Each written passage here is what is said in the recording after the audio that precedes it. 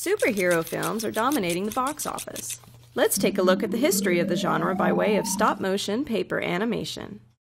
Great news, comic book fans! Marvel and DC will release 19 superhero movies in the next 4 years.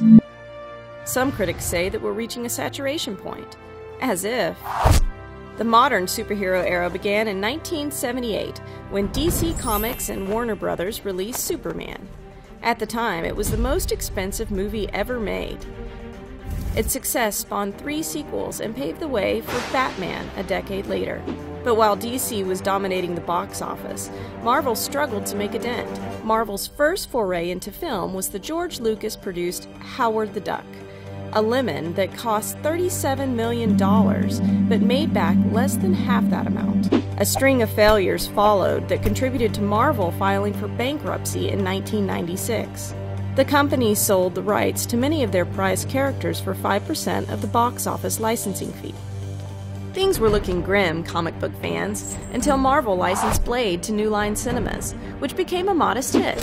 Then came the X-Men, licensed to 20th Century Fox, and finally Spider-Man to Columbia Pictures. The success of these franchises drove Marvel to form its own studio.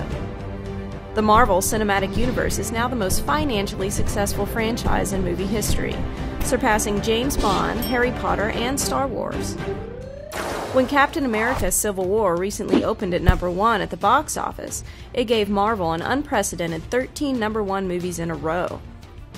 Before this year, the highest market share superhero films had on the film industry on a whole was 13.7%. 2016 is on pace to shatter that figure. Of all consumer dollars spent on movies this year, 27.6% will go to superhero films. But not everyone believes in the longevity of the superhero film. Steven Spielberg said, "We were around when the Western died, and there will be a time when the superhero movie goes the way of the Western.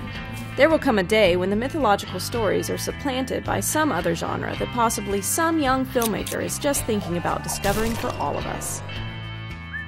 And if that doesn't happen, with over 17,000 superpowered characters in their libraries, Marvel and DC could be making movies at their current rate for the next 3,400 years.